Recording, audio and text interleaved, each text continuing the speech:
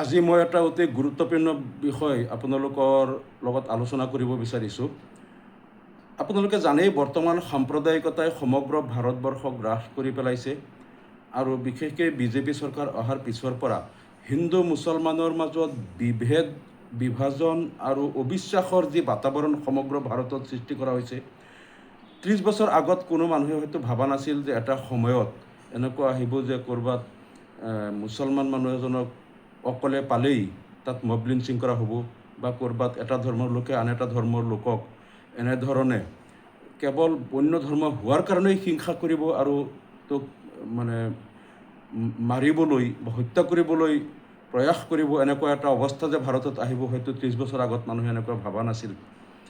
আৰু এই সমগ্ৰ কাণ্ডটো একমাত্ৰ এটা ৰাজনৈতিক দলৰ তেওঁলোকৰ ক্ষমতা দখল কৰাৰ স্বাৰ্থত আজি এই ধৰ্মৰ নামত বিভেদ বিভাজন সৃষ্টি কৰা হৈছে। আৰু হিন্দু মুছলমানৰ মাজত এই বিভাজন সৃষ্টি কৰাৰ কাৰণে তেওঁলোকে যিকেইটা পদ্ধতি বাছি লৈছে তাত এটা অতি গুৰুত্বপূৰ্ণ তেওঁলোকৰ পন্থাটো হ'ল তেওঁলোক ইতিহাস বিকৃত কৰিছে। তাৰমানে মুছলমানসকল হিন্দুৰ শত্ৰু, মুছলমানে হিন্দু লোকসকলক অত্যাচাৰ কৰে, আগৰ পৰাই অত্যাচাৰ কৰি আহিছে, হিন্দু খতৰে মে হে, আৰু এনেকৈ বিভিন্ন ঘটনা তেওঁলোকে তেওঁলোকে ভিডিঅ' প্ৰস্তুত কৰে, হোৱাটছআপ ইউনিভাৰ্চিটিৰ জৰিয়তে প্ৰচাৰ কৰে। আৰু আটাইতকৈ ভয়ংকৰ কথাটো হ'ল ভাৰতৰ ইতিহাস বিকৃত কৰি তেওঁলোকে হিন্দু মুছলমানৰ মাজত এটা সংঘাত সৃষ্টি কৰিব বিচাৰিছে। আৰু ইতিহাস বিকৃত কৰিবলৈ তেওঁলোকে বৰ্তমান আমি দেখিছিলোঁ NCERTৰ পাঠ্যক্ৰমৰ পৰা মোগল পিৰিয়ডৰ বা মুছলমান শাসকসকলৰ পাঠ্যক্ৰম উঠাই দিয়া হৈছে, বা মধ্যযুগৰ ভাৰতত মোগলৰ আগতেও যিবিলাক মুছলমান শাসক অন্যান্য বংশৰ আছিল তেওঁলোকৰ বিৰুদ্ধে কিছুমান মিছা অপপ্ৰচাৰ তেওঁলোকে কৰি হিন্দু লোকসকলক মুছলমান বিদ্বেষী কৰিছে। আৰু এই যে মুছলমান শাসনকালত তেওঁলোকে হিন্দু বিদ্বেষীক, মন্দিৰ ধ্বংসকাৰী, হিন্দু লোকসকলক হত্যাকাৰী, হিন্দু মহিলা নাৰীসকলৰ ধৰ্ষণকাৰী, এনেধৰণৰ কিছুমান মিছা তথ্যৰে তেওঁলোকে আজি হিন্দু লোকসকলক মুছলমানৰ বিৰুদ্ধে উচতাই আছে। আৰু নিৰ্বাচনত সেই ভোটবিলাক তেওঁলোকে একত্ৰিত কৰি হিন্দু খতৰে মে হে বুলি কৈ তেওঁলোকে ক্ষমতা দখল কৰি আহিছে। আৰু আগন্তুক দিনতো এই কামটো তেওঁলোকে আৰু এই ধৰ্মীয় বিভাজনটো আৰু অধিক কটকটীয়া কৰিবলৈ তেওঁলোকে অপচেষ্টা কৰি আছে।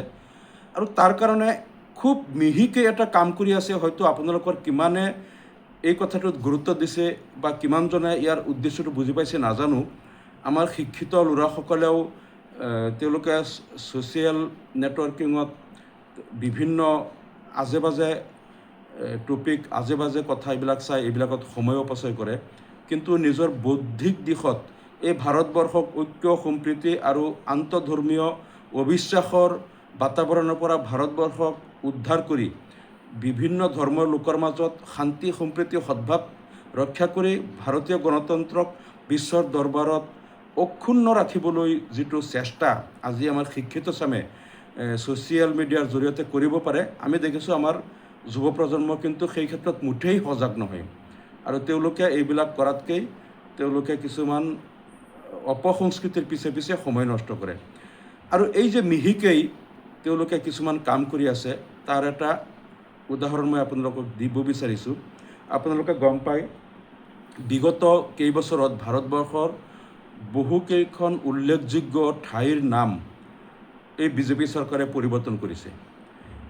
তাত আপোনালোকে জানে যে প্ৰথম যেনেকৈ মোগল চৰাইৰ নাম পৰিৱৰ্তন কৰি পণ্ডিত দীনদয়াল উপাধ্যায় নগৰ, ঠিক সেইদৰে এলাহাবাদৰ নাম পৰিৱৰ্তন কৰি প্ৰয়াগৰাজ, ঔৰংগাবাদ নামটো পৰিৱৰ্তন কৰি সম্ভাজী নগৰ, ঠিক সেইদৰে আহমদনগৰ নামটো পৰিৱৰ্তন কৰি অহল্যানগৰ, দৌলতাবাদ নাম পৰিৱৰ্তন কৰি তাত দেৱগিৰি ফোৰ্ট, আদলাবাদ নামটো পৰিৱৰ্তন কৰি মুক্তানগৰ, মমিনাবাদ নামটো পৰিৱৰ্তন কৰি অম্বাজোগাই, উছমানাবাদ নামটো পৰিৱৰ্তন কৰি কৰিছে এতিয়া ধাৰাশিৱ, ফিৰোজাবাদ নামটো পৰিৱৰ্তন কৰি চন্দ্ৰনগৰ, জালালাবাদ নামটো সলাই কৰিছে পৰশুৰামপুৰী, মুস্তাফাবাদ নামটো পৰিৱৰ্তন কৰি ৰামপুৰ, এনেকৈ অসমত যেনেকৈ কৰিমগঞ্জ নামটো পৰিৱৰ্তন কৰি শ্ৰীভূমি, নগাঁও ঢাকাপট্টিৰ নামটো পৰিৱৰ্তন কৰি ৰূপকোঁৱৰ চুক, এনেকৈ ভাৰতবৰ্ষত বহুকেইখন ঠাইৰ নাম পৰিৱৰ্তন কৰিছে।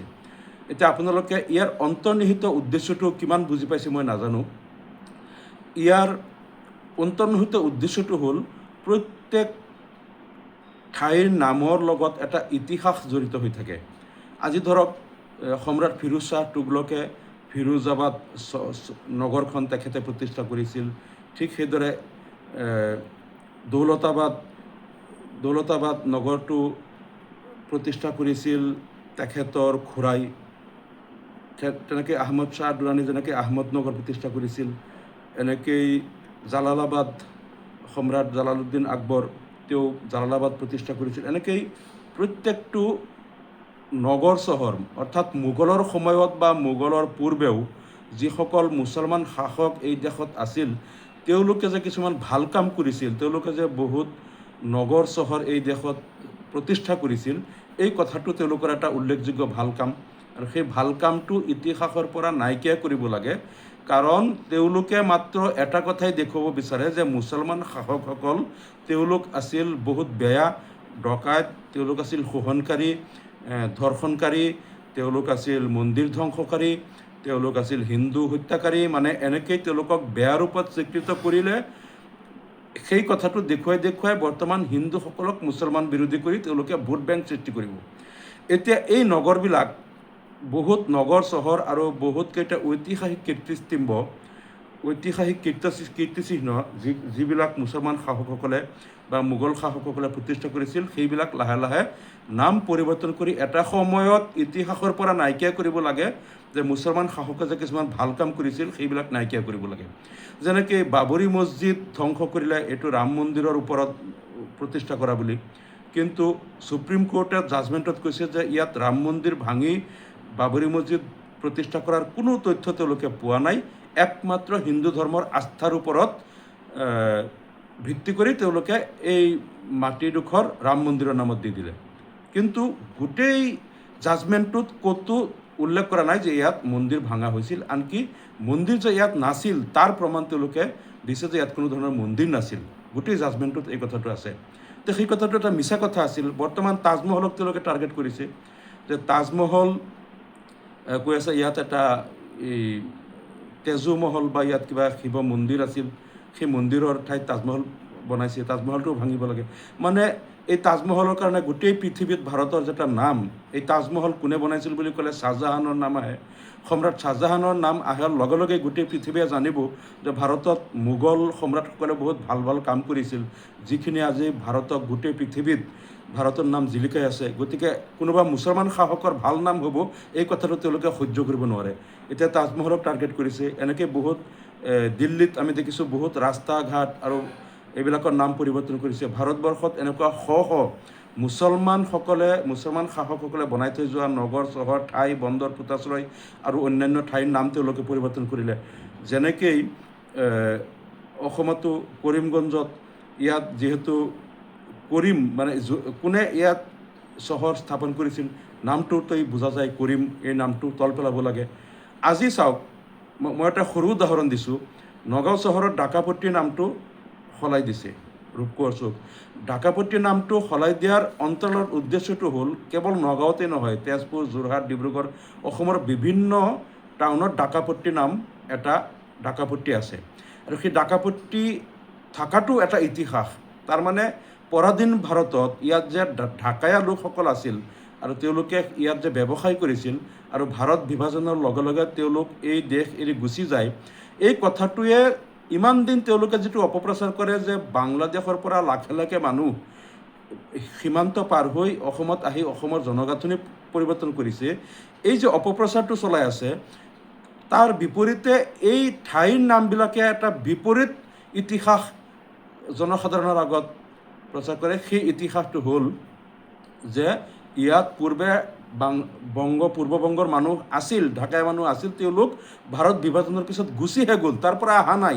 উল্টা অসমৰ পৰা বহুত মুছলমান তাত গুচিহে গ'ল। সেই কথাবিলাক ইতিহাসটো তল পেলাব লাগে।